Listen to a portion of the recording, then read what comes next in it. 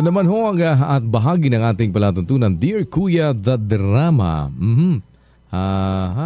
Hanggang mamayang alas 12 tayo ng tanghali, mga kasaysayang bibigyang buhay sa pamamagitan po ng pagsasadula. At atin naman pong hihingan pa rin ng payo mula sa mga katwiran na nasa banal na kasulatan. At yan po ay ihahatid naman sa atin ni Brother Eli Soriano. Dear Kuya the Drama, atin pong ihahatid naman sa inyo ngayong araw na to ang ating mga mag-aaral sa La Verdad Christian College, ang ating makakasama. O ito, alam nyo, dito matututunan nyo pati yung mga paggawa ng sound effects eh. Ito yung ginagamit nung ito yung ginagamit nung pagkalimbawa sasabihin nila, nahulog sa bangin yung bus. Tapos naglagablab.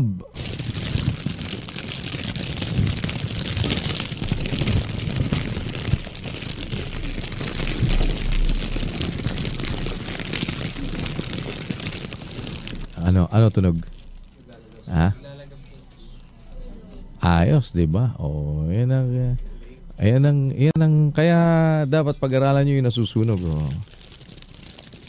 Ganyan yung Ngayon, ito din ginagamit din ito ng mga ginagamit naman ito din ng mga asawa, yung mga lalaki na yung mga lalaki naman na pangalan niyan, ayaw kausapin sa telepono yung asawa nila. Yung albawa, ayaw kausapin yung asawa nila sa telepono. Ginagamit din ito ng mga may cellphone. Ganyan sabi na, hello? Hello?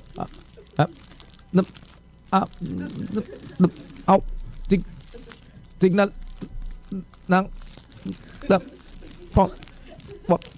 Ayan. Ganoon naman sila, oh. 'Di ba? So, depende lang kung paano mong lalamukusin. 'Di ba? Yun hong kasi dito di ba may nagsisiga dito talaga, oh. Ayaw matigil ng apoy. Grabe na. Gusto mo naman nagpiprito, iba naman. Sa bagay, ngayon daw maraming ganyan eh. Eto na po, ang ating mga kasama pa rin ngayong araw na ito. Para naman sa ating Dear Kuya the Drama, ang ating mga mag-aaral pa rin mula sa La Verdad Christian College with Professor Jack. Si Teacher Jack. Oy, yung apoy, nyo na nga yung apoy dyan, pakitabin nyo, pakibuhusan nyo ng tubig at baka makasunog pa yan. Ang mga gusto kong magpadala ng liham sa atin, pwede pong ipadala lamang sa Dear Kuya the Drama, 907 Philamedsa, Quezon City. At kung amin pong mapili na story for the month, ang inyo pong liham kasaysayan, ay mayroon po kaming kaunting pakonsuelo para sa inyo.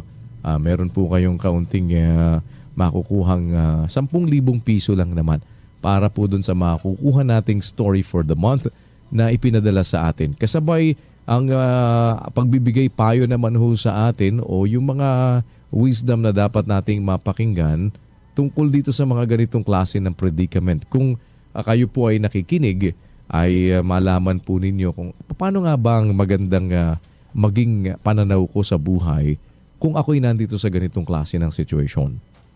At atabayanan na din ninyo dun sa mga nakamiss ng atin hong mga episodes dito po sa Dear Kuya the Drama.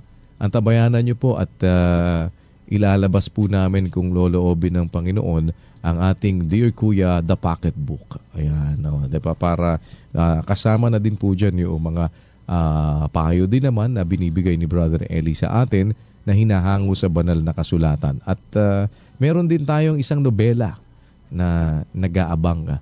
Ang nobela ni Bea. Talaga, ang magkatunog.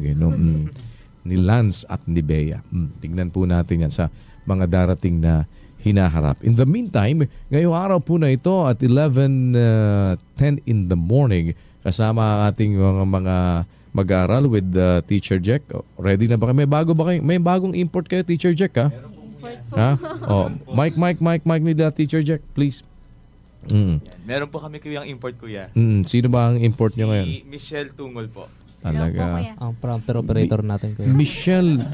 Hindi Oo po, nga. Miao po ako. Hindi po Michelle, kuya. Bakit? Wala po. Gusto mo meow talaga. Opo. Paborito mo ba si Hello Kitty? Hindi po. Pero taga Valenzuela ka ba? Opo. Ano mo yung Mga magulang ko po. magulang mo? Binabati ko po sila. Oo nga. Ano nga pangalan ng father mo? Rudy po. Oo, kumusta na si Ano Brother po sila? Rudy? Ano po? Senior citizen na po. Parang, Patay ako sa tatay ko. parang, yung mother mo, kumusta na? Maayos naman po sila. Oo, matagal ko na silang hindi nakikita. Sige po. Nakakapunta ba sila sa, Apo. sa Pampanga? Madalas po nasa hukap na po dahil matanda na po sila eh. Parang napakasakit mo naman magsalita. Hindi po yung ibig ko sabihin. Hindi kasi parang sinabi mo napakatanda ko na rin eh. Hindi naman po. Dahil alam mo yung mga tsaka bagay nare-realize ko yun. Ang mga magulang nito, nung ako'y nagpupunta sa lugar nila, ewan ko, ako ba'y natatandaan mo nagpupunta sa lugar nyo o Kasi po, hindi mo pa alam yun? Yung kwento po ng mga magulang ko po, 1 year old po ako nang dinodokrinahan po kasama po kayo doon sa bahay. Hindi, kasi nilalakad lang namin yung lugar nyo na yun eh. Madalas kami doon habulin ng aso. Hindi po aso po namin yun. Hindi nyo aso doon sa daan. Kasi bababa kami doon sa may kanto. Yung papasok kasi doon sa lugar ninyo sa Valenzuela, madalas doon matraffic. At kung matraffic doon, kapag kami pumupunta doon para magdoktrina, ginagawa namin, kami ay maglalakad na lang. Kung minsan, kasi nagta-tricycle kami papasok. Ngayon, ang problema doon, pag nakapag-tricycle naman kami, papunta, pag uwi namin, wala na tricycle. Wala na, kaya gagawin namin doon, mula doon sa inyo, lalakarin namin yun hanggang doon sa may MacArthur Highway, di ba? Para doon naman kami sasakay ng jeep papuntang monumento. Minsan, hindi kami nagpupunta ng monumento. Pupunta kami ng may kawayan. Kakain kami doon ng lugaw. Kasama ko si Brother Roland Ocampo. Dahil kaya kami madalas mahabol ng aso doon. Dahil si Brother Roland Ocampo, kapag naglalakad sa kalye, napakaingay. Kaya si chairman ba, kung tawagin namin, si chairman, talagang kung hindi aso hahabol sa'yo doon, lasing eh. Ganun, dalawa, yung area na yon doon sa kanila, kung hindi aso ang hahabol sa'yo, lasing. Dahil po, ano po mga marami pa rin. So naiba na, mga adik. At ibig sabihin noon pala, 1 year old ka pa lang. Ilang taong ka na ngayon? 25 po. Aray ko. Bata pa rin kayo. Way back 1988 po yun. Mag-umpisa na tayo. At mukhang nagkakabistuhan na dito ng edad. Ano't ano pa man, kasama natin si Meow. Ayan. Ikaw pala yung kasama ni Friendly Nikki. Po. Okay. Talagang magkalayo din kayo ng no? Si Friendly Nikki. Si Friendly Nikki naman kasi, yabang niya nun eh. Nagpunta ako nun sa nagtatrabaho pa yan, DJ pa yan, sikat na sikat yan eh. Si Magandang Morning, Friendly Nikki. Isa siya dun sa mga ace jock, kumbaga, during that time. Ako naman nagsisimula pa lang nun sa radyo.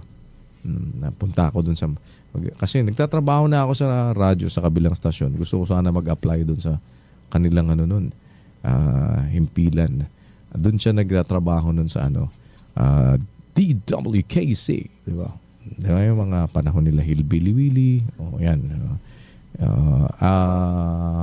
Siya nun? Sikat na sikat siya nun doon.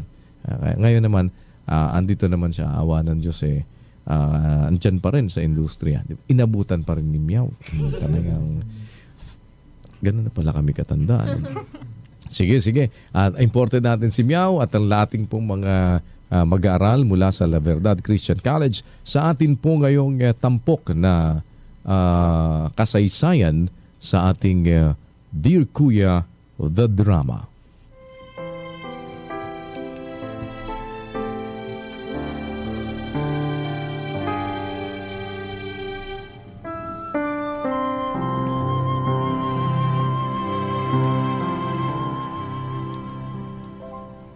Dear Kuya, mahal ko po si Janice. Siya lamang po ang gusto kong makasama. Ngayon at hanggang sa pumuti na ang buhok ko. Alam ko pong hindi siya perpektong asawa. Pero tanggap ko ang lahat ng pangit at maganda sa kanya. Hindi ko maisip kung papaano ang magiging buhay ko kung hindi ko siya nakilala, Kuya. Kahit marami ang mga babaeng nagpapakyut sa akin noon, ay si Janice lamang ang tanging nagpatibok ng puso ko ng ganito.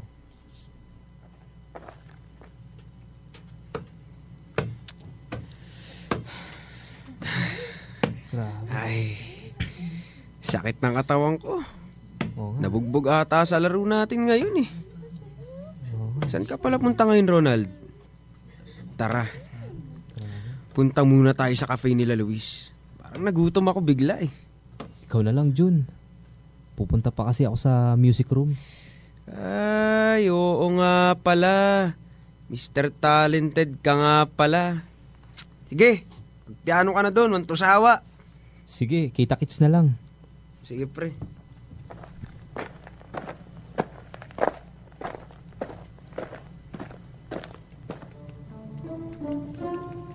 Ayun na si Ronald. Hello, ang pogi niya talaga. Oo nga eh. Tulak mo ako, girl. Bilis, bilis. Ay, hindi mo naman, girl. Ano ba yan? Tapos bukas, ikaw naman. Sige. 1, 2, 3. Oh, Ay, sorry, Ronald. okay lang. Ano, okay ba? Oo, okay, girl. Tigas ng muscles niya. Shucks.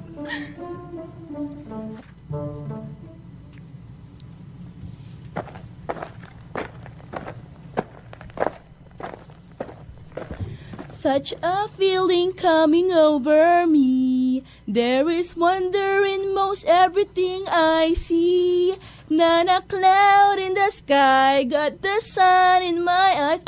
And I won't be surprised Sino kaya if yun? it's a dream. Kanina pa I'm nag-uwian on the top of the world looking Saan kaya nagagaling down yun? on creation, and the only Sa music room. explanation I can find, it's the love that I found ever since you've been around. Your love puts me at the top of the world.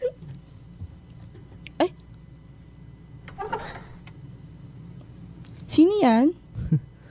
Ay, sorry, naistorbo yata kita. Sige lang, kanta ka na ulit. Alis na ako Nakabukas kasi itong pinto dito sa music room eh. Kaya napasilip ako. Sige, bye.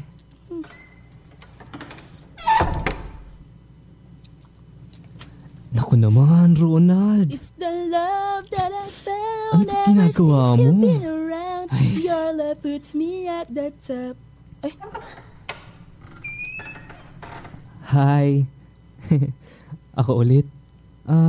Ronald pala pangalan ko. And you are...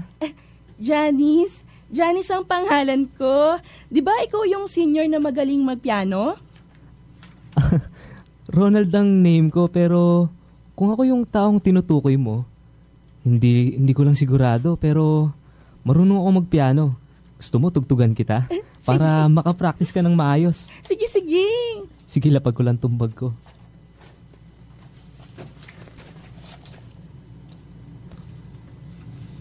One, two, three.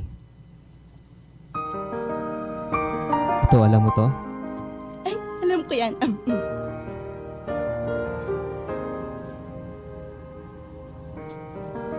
Beautiful girl, wherever you are, I knew when I saw you, you had opened the door.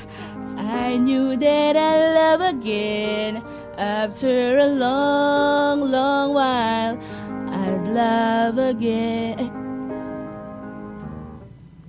Oh, anong problema? Yung pagpapiano mo kasi, hindi ko masabayan. Wala ka sa tono. Oh? I'm sorry. Sorry talaga. Sige, uulitin ko na lang. Sige.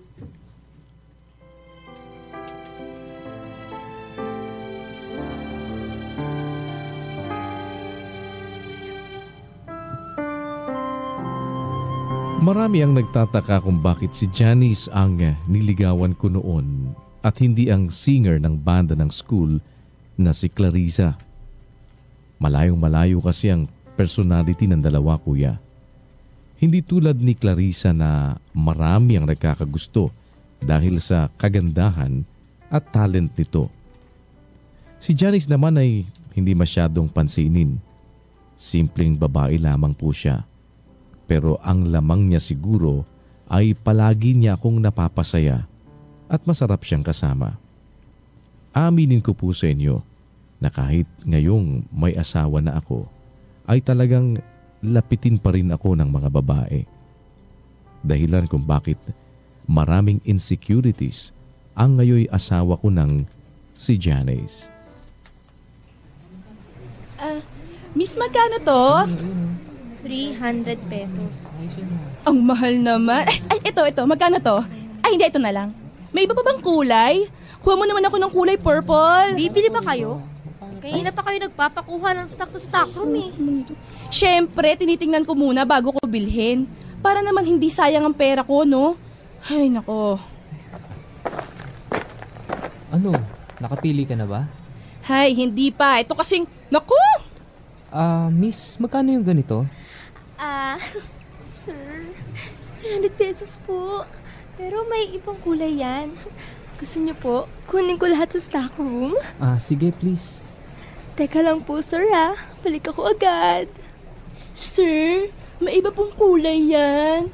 Gusto niyo kunin ko lahat? Nako, ang lande! Tama na yan. Huwag mo na bisitin ang sarili mo. At ikaw, tuwan-tuwa ka naman. Ganon, tuwan-tuwa ka. Selos naman agad ang misis ko. Ay, hindi Ba't naman ako magsiselos, no? Asus.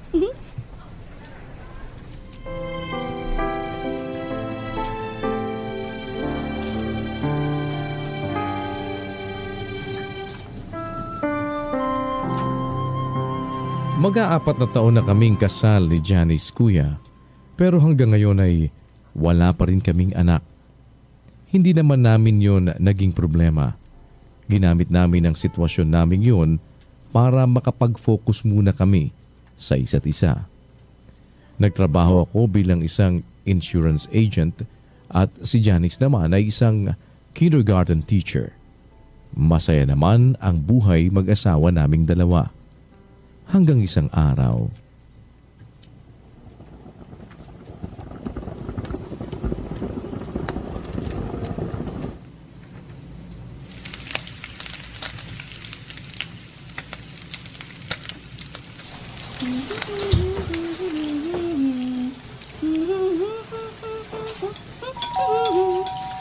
Honey, buksan mo nga yung pinto. Nagluluto kasi ako eh. Nasa shower ako. Ganun ba? Sige, ako na lang.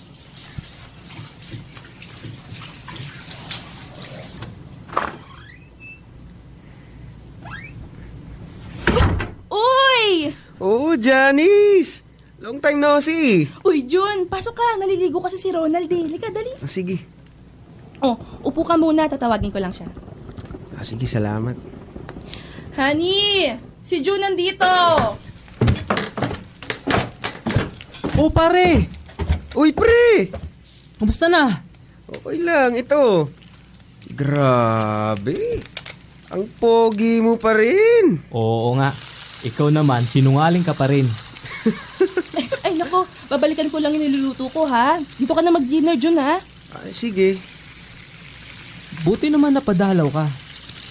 Teka, ano yung card na hawak mo? O nga pala, para sa ito. Ano to? Invitation yan.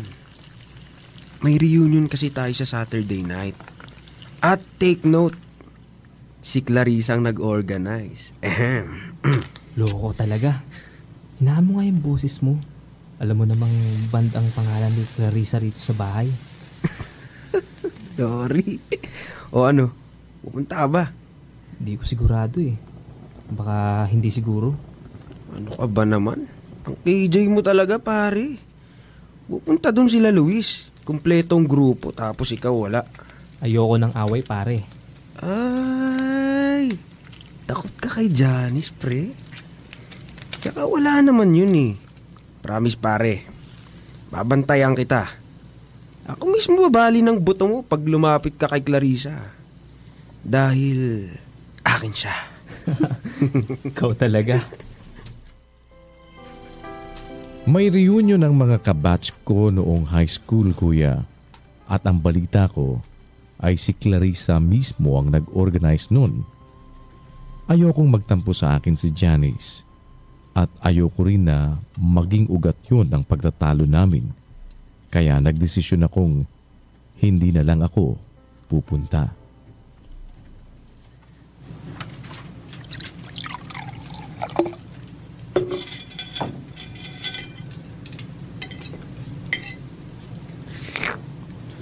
Ang sarap talaga magluto ng misis ko. Sus! Bola!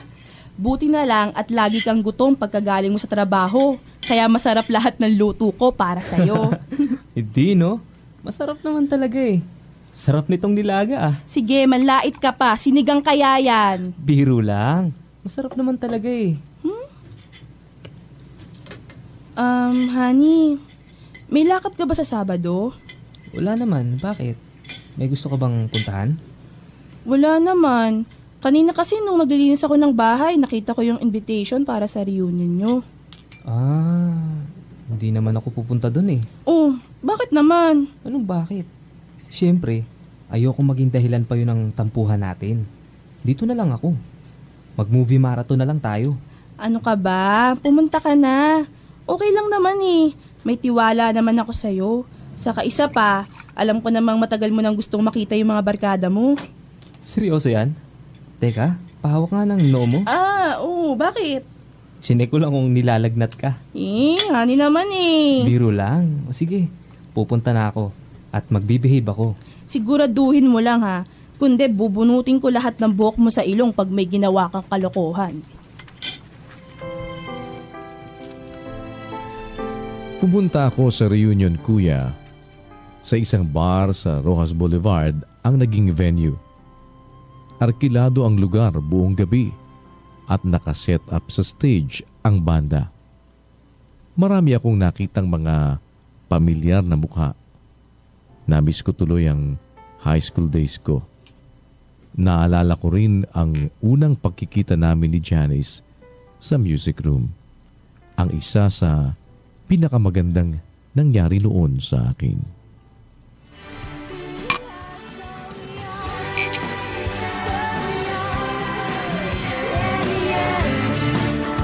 Akala ko hindi ka makakapunta eh. Oo nga naman, Ronald. Sinabihan na nga ako nito ni John na hindi ka na raw makakapunta eh. Buti, pinihagan ka ng asawa mo. Oo naman. Tong June na to talaga, chinismis na naman ako.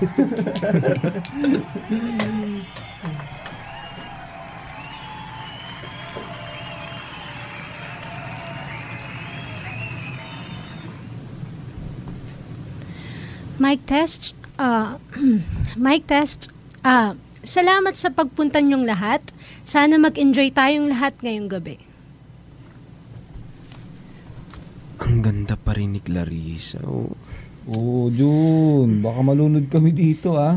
Bumahayang laway mo. Nakangaka na naman eh. Naku, Luis. Sigurado ako may iba dyan na nangihinayang dahil... Tumigil ka nga, June. Ang kakantahin ko ay para sa isang childhood love. Sana ay nakikinig siya ngayon.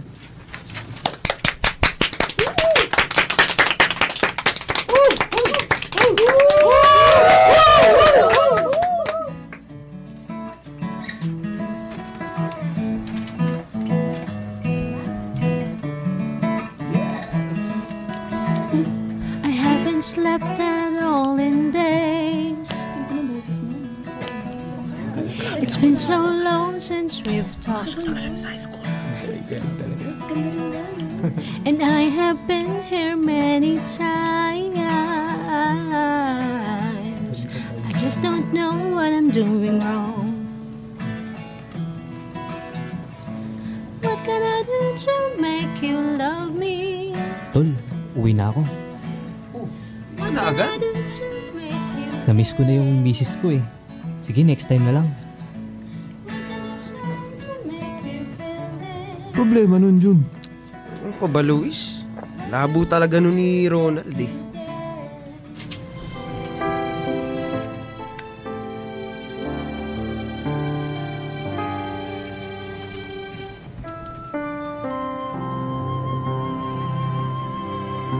Ilang araw pagkatapos ng reunion ay wala na ulit akong narinig na balita mula sa mga classmates ko noong high school. Balik ulit sa normal ang buhay namin ni Janice. Hindi ko rin alam kung ano ang nangyari sa party. Hindi ko alam, kuya. At ayoko na ring malaman. Isang beses nang magkaroon kami ng dinner meeting ng boss ko sa isang restaurant sa Rockwell, ay nangyari ang hindi ko inaasahan. Favorite ko talaga tong place na to, no? Ibang klaseng ambience. What do you think? Yes sir. It's good. The food is also good. Mukhang madalas po kayo dito Oo. Sa pagdating kasi ng 8 p.m., meron silang live band and ang ganda ng boses ng singer. Mesmerizing. Kaya naman po pala eh. Ronald? Clarissa? It's nice meeting you here. And good evening to you, Mr. Soliera. Oh, good evening, Clarissa. At magkakilala pala kayo ni Ronald. Join us. I would love to. I hope you don't mind, Ronald. Not really. It's okay. Oh, mamaya pa naman set mo, di ba? Yes, at nilagay ko sa lineup ng songs yung ni-request niyo po last time. Salamat. Saka excited na akong marinig eh. And by the way, paano pala kayo nagkakilalang dalawa? We're high school classmates. Actually, we're childhood lovers. Oh, that's sweet. Clarissa? But anyway, it was a long time ago and he's already married. Oh, I see. Ay, Mr. Soliero, did you know na magaling tumugtog ng piano tong si Ronald? I mean, he's the best. Clarissa? Really? Sige nga, sample nga dyan, Ronald. May tinatago ka palang talento eh. Pero sir... Naku, Ronald, mahirap i-turn down tong request ni Mr. Soliera. Come on.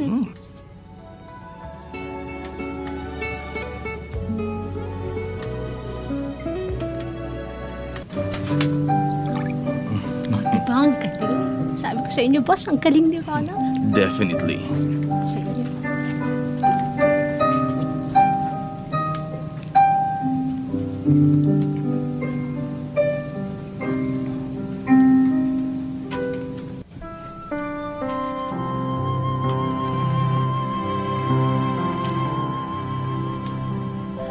Ang pagkikitang yun ay nasundan pa ng ilang beses, kuya.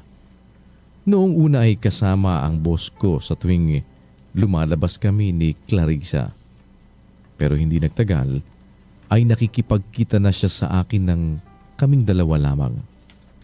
Nanood kami noon ng mga concert at pumunta sa musical gatherings ng mga dati naming kasama sa music club.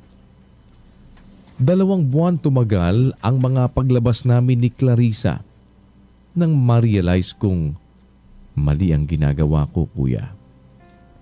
May mga pagkakataon pang nakakapagsinungaling ako kay Janice tungkol sa mga lakad ko para lamang umattend ng mga tugtugan kasama si Clarissa.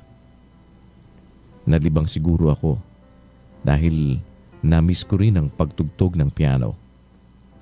Nagpalit ako ng number at tuluyan na nga akong umiwas sa kanya. Tulad po ng sinabi ko sa inyo, mahal ko si Janice. Mahal ko po ang asawa ko sa kabila ng nakaririndin niyang boses at kahit lagi niyang nasusunog ang sinaing, ay mahal ko siya. Nakonsensya ako dahil alam ko pong mali ang ginawa ko. Gusto kong magsama kami ng tapat, kung kaya't nagpasya akong sabihin na sa kanya ang nangyari sa amin ni Clarissa at hingin ang tawad niya. Kung hindi man niya ako mapatawad agad, ay handa akong ligawan siya ulit. Ganoon ko siyang kamahal, kuya. Hindi ko siya isusuko dahil lamang sa pagkakamaling ako mismo ang nakagawa.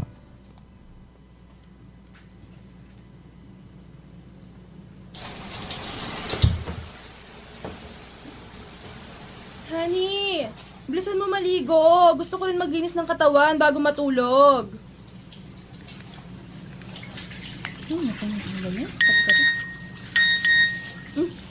Nag-text kay Ronald. Sino kaya? Baka importante. Mabasa nga.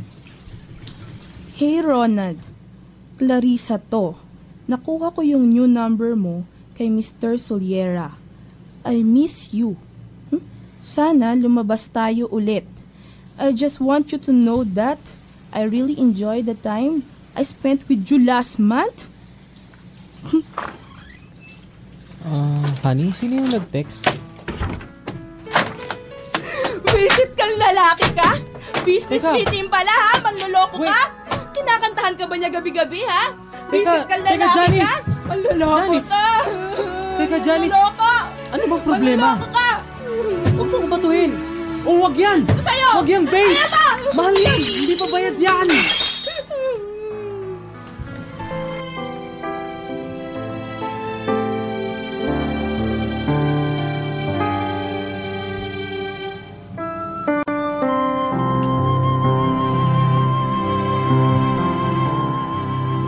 Galit na galit noon si Janice sa akin. Alam kong nasaktan ko siya at nasira ko ang tiwala niya sa akin, kuya. Pinaliwanag ko sa kanya na aaminin ko na dapat ang lahat sa kanya at putol na ang ugnayan namin ni Clarissa.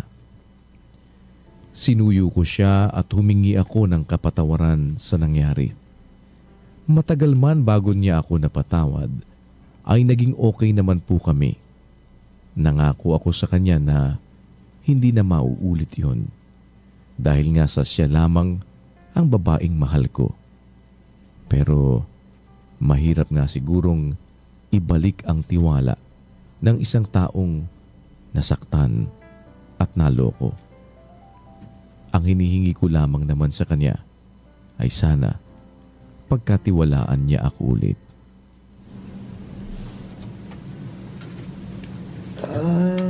Kapagod. Tara, mag-videoke muna tayo bago umuwi. Ano, Ronald? Sama ka, ha? Sige, mukhang masaya yan ah. Teka, tawagan ko muna si Mrs.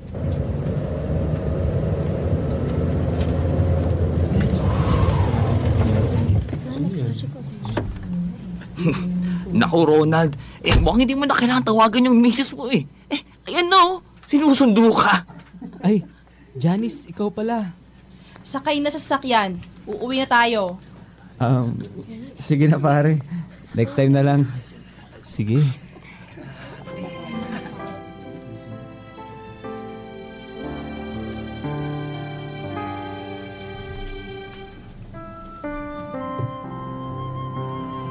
Ilang taon na ang lumipas matapos ang pangyayaring yun, kuya. At masasabi ko naman na yun na ang huli, kuya. Hindi na rin yun nasundan pa. At wala akong balak na lukuhin pang muli si Janice.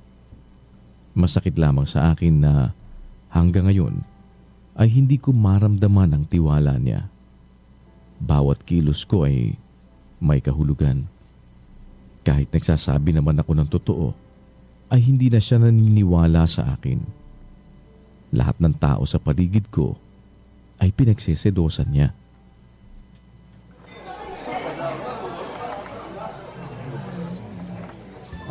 Waiter. Yes, sir. Here's the menu po. Excuse me. Sabi ng asawa ko, waiter, hindi waitress. Waiter. Tapatin mo nga ako, miss. May gusto ka ba sa asawa ko? Janice? Ano? Kakampihan mo pa siya? Type mo rin siya, no? Siguro kaya dito mo ako dinala para makita yung waitress na yan. Janice?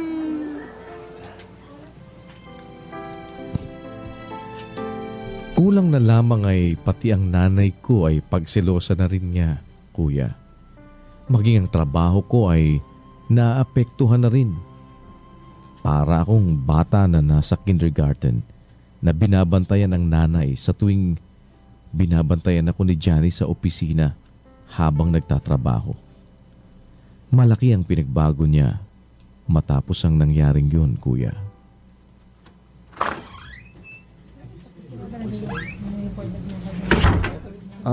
Ronald, pansin ko lang, palaging nandyan nasa labas ng pinto ng office mo yung misis mo eh. Ano bang problema? Binabantayan ako. Bakit? May sakit ka ba? Wala. Ma'am, tama na po, ma'am. Aray ka, aray. Ano yun? Teka, si Janice yun ah. Iyak ka pa dyan. Ano nangyari dito, Janice? Abby? Sir, sabi ko lang po, ibibigay ko lang sa itong documents eh. Tapos si ma'am na daw. Sabi ko, hindi pwede dahil confidential. Tapos, inaway niya na ako. Sir, may gusto lang daw siguro ko sa inyo. Ano? Talaga naman eh. Talaga naman eh. Janice?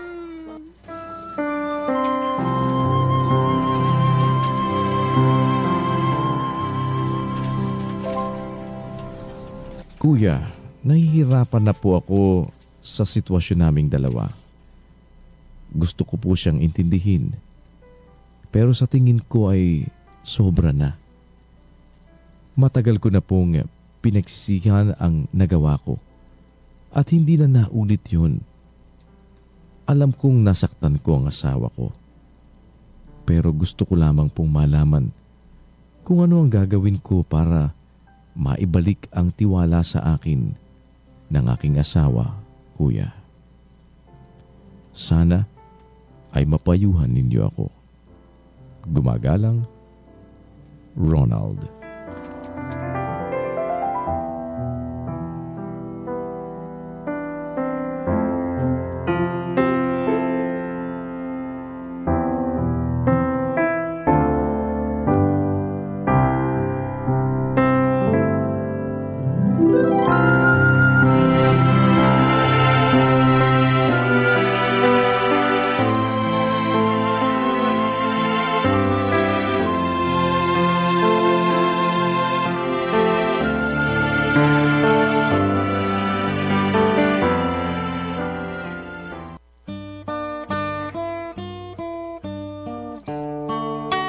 Dear Kuya. Dear Kuya. Oh my dear Kuya, payuhan mo naman ako. Kayo po ay sumusubaybay sa ating Dear Kuya The Drama sa huling bahagi ng ating palatuntunan. Araw po ngayon ng Thursday at kasaysayan ni Ronald ang atin pong binigyan ng daan. At ganun pala problema ni Ronald, ano? Alam mo yan, storya na parang storya ng bilanggo dati, no? Kasi yung mga ex-convict daw, pagka lumabas ng bilangguan, parang hirap makakuha ng trabaho.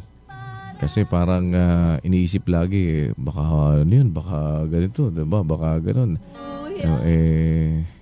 Na yun, binabantayan na ni Mrs. Sumablay si Ronald eh. Kaya ngayon parang grabe naman yun. Parang OA naman yata yun. Diba parang exage naman yun. Pati ba naman waitress? Diba parang waitress, pati waitress parang naku. Mahirap yata. Pero ito, tignan natin ho, ano kaya ang wisdom na maibibigay sa atin dito sa ganitong klase ng istorya, no? At mukhang dahil nga medyo sumablay si Ronald ng mga nakaraang panahon, hindi na siya mapagtiwalaan talaga ng asawa niya. At ngayon ultimo, mabigat dun sa sabi nga ni Ronald, kulang na lang daw pati nanay niya pagsilosan eh. Baka mamaya pati yung alaga nilang pusa mapagsilosan na din. Tingnan natin kung ano po ang magandang bagay na maibibigay naman sa atin ng mga katuwirang makukuha natin sa mga kasulatang kinasihan ng Diyos. Mula pa rin po sa ating resource person, si Brother Eli Soriano. Brother Eli? Para sa'yo, Ronald, kung ibabatay natin sa karanasan at ang magiging pangunahin nating batayan ay ang kasulatan, yung salita ng Diyos na nakakaalam ng damdamin nating mga tao. Ang sinasabi sa Biblia dun sa 18-19 ng Kawikaan, ang kapatid na nasaktan sa kalooban ay mahirap mabawi kaysa matibay na bayan. Kung ang isang tao ay nasaktan ang kalooban, mababawi, may possibility, pero ang possibility mas madali pang mabawi yung matibay na bayan na maaaring nakubkob ng isang mananakop. Mas madaling mabawi yung matibay na bayan na yun kaysa sa kalooban ng isang kapwa, kapatid o maging asawa na nasaktan. Pero hindi dapat mawala yung pag-asa na magkaroon ng reconciliation, ng muling mabuting pagkakaunawaan, lalo na sa parte ng mag-asawa. Sa 7:11 ng unang Korinto, ang sabi, dadapat kung siya'y humiwalay, ay manatiling walang asawa, o kaya makipagkasundo sa kanyang asawa, at wag hiwalayan ng lalaki ang kanyang asawa. So yung salita rito, nagkahiwalay na ay mayroon pang possibility ng reconciliation, yung pakikipagkasundo. Yung possibility ng pagkakasundo ay hindi iniaalis ng Panginoon Diyos yun. Alam mo kasi ganun din tayong mga tao sa Diyos. Ang tao ay gumawa ng mali sa paningin ng Diyos. Pero palibhasa, ang Diyos ay Diyos ng awa at ng kapayapaan. Gusto niya na yung nahiwalay na tao sa Kanya, makasundo uli, mabalik sa Kanya. Kaya ang sabi sa Korinto, 2 Korinto 5:19, sa makatidbagay ang Diyos ay Kristo, ay pinakipagkasundo ang sanlibutan sa Kanya rin, na hindi ibinibilang sa kanila ang kanilang mga kasalanan at ipinagkatiwala sa amin ang salita ng pagkakasundo. Yung words of reconciliation. Between a strange people or alienated people from God, God always give us the possibility of reconciling with Him. Pwede tayong magkasundo uli ng Panginoon. Bagaman napahiwalay ang maraming tao, merong binibigay ang Diyos ng pagkakataon na for reconciliation. Sa magkaibigan, ganun din. Sa mag-asawa, lalo na. Kaya ko sinabing mas lalo na sa mag-asawa kasi ang pag-aasawa kasi is meant until death. Yung sinasabi sa Roma 7:2, ang babae na may asawa, itinali ng kautusan sa asawa samantalang ito'y nabubuhay. Kung ituturing natin yung pag-aasawa isang vocation o career o ano man ang maaaring ituring, it is a lifetime vocation or career na kung sakali along the way mayroong dahilan na nagkahiwalay sandali, hindi nagkaunawaan, nagawa ng lalaki ang kasamaan laban sa asawa o babae laban sa asawa, ay hindi inaalis ng Diyos yung possibility ng pagkakasundo because you were meant to stay forever until death do you part, gaya ng sinasabi sa mga ikinakasal. Ano?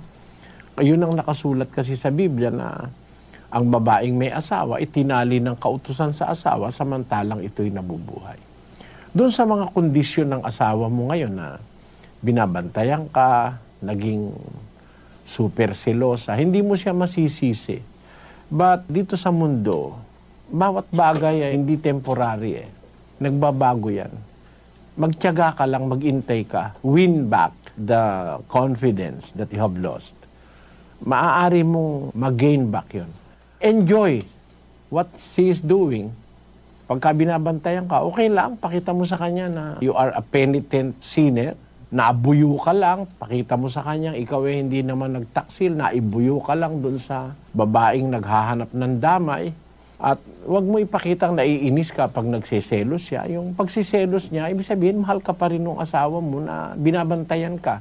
Kasi kung nawala na yung pagmamahal, papabayaan ka na lang niya. Kahit ano pa gawin mo, she will not care anymore. Pero the mere fact na binabantayan ka, naging super silosa pa, sabi mo, unti-unti na ipakita mo sa kanya na you enjoy her company kung binabantayan ka. Ipakita mo sa kanya na hindi ka naiinis at minamahalaga mo yung ginagawa niya para wag ka na uling matukso ng mga babae. Sabi nga nung kanta and time can bring a change of heart and love can make another start. Someday you may come back to me to stay, but who can say how soon? Ayun, magandang kanta yun Time can make a change of heart, sabi doon sa kanta. And love can make another start. Ayun. Ligawan mo uli misis mo. Try to win her confidence again.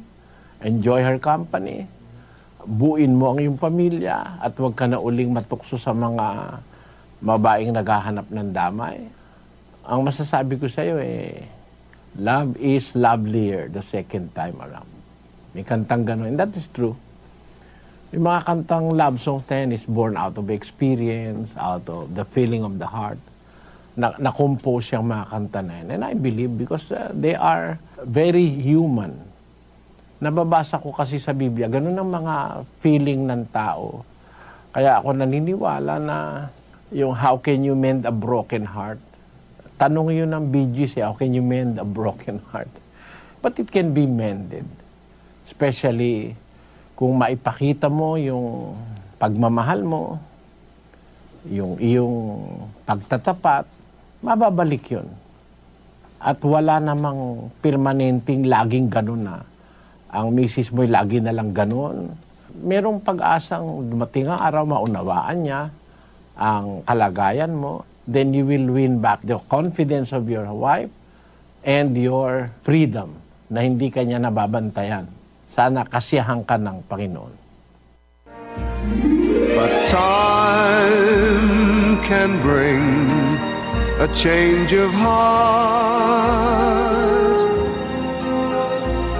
and love can make another start.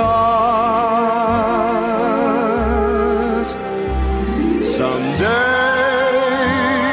you may come back to me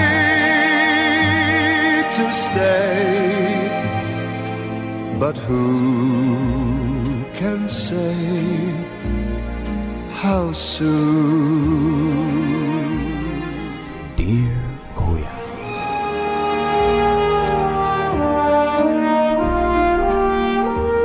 Well, sa pamamagitan niyan ay nadinig ninyo yung payo ni Brother Eddie, ano? At kung meron kayong ganyang klase ng situation, sabi nga ni Brother Eddie, tiyagain natin.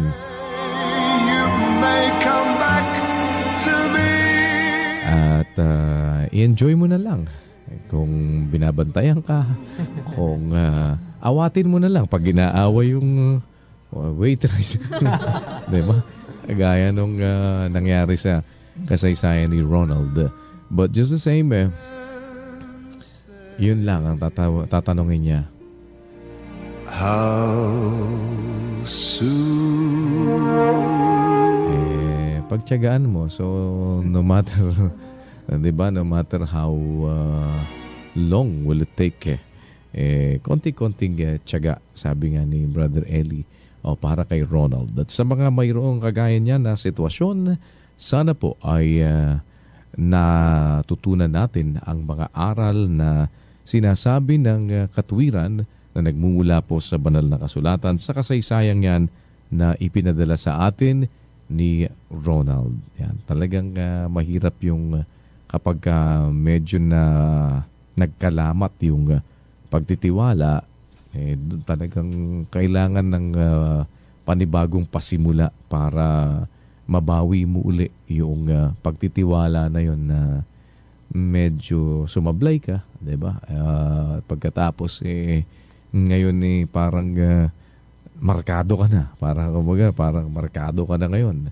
Kaya medyo nag-iingat na din yung asawa.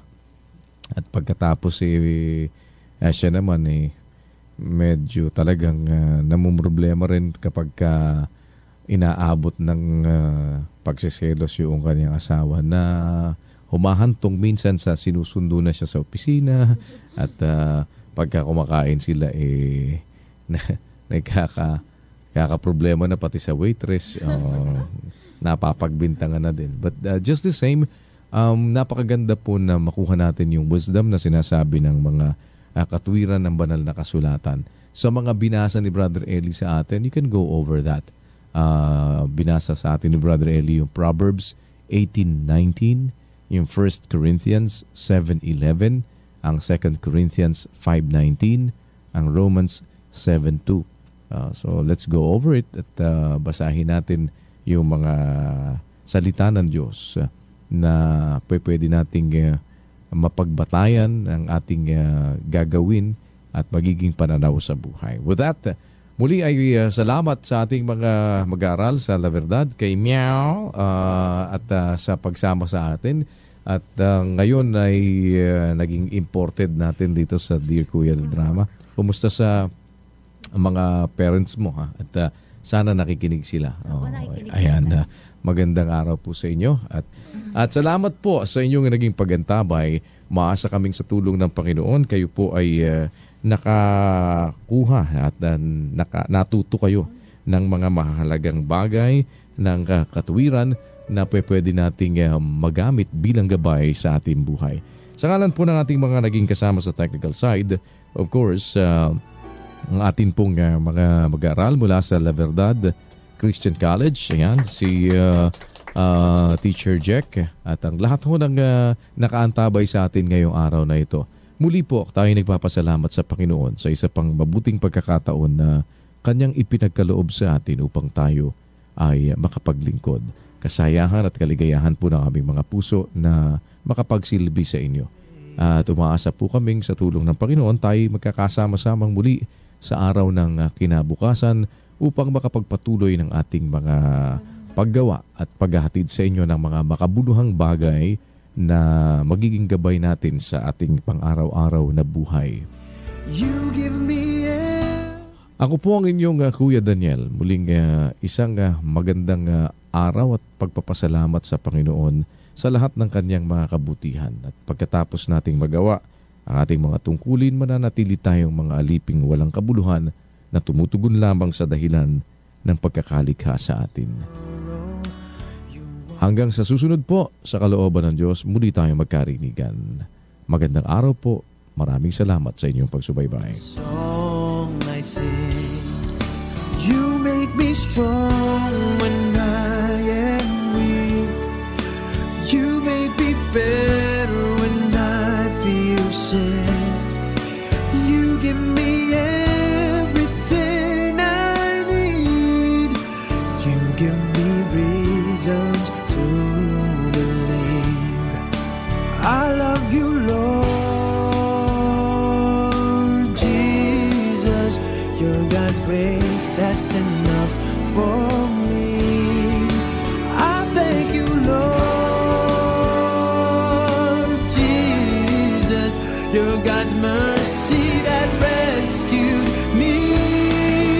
You made me strong when I am weak. You made me better when I feel sick. You give me give me reasons to believe.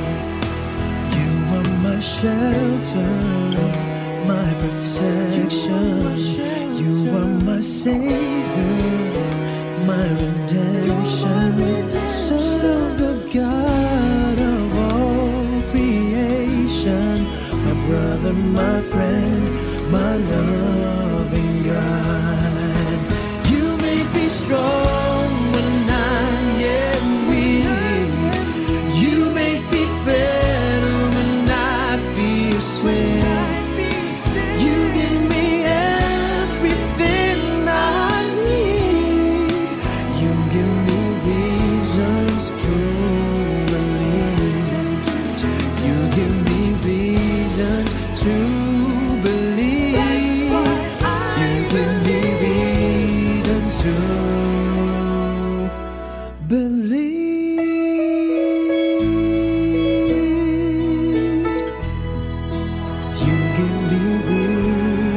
history.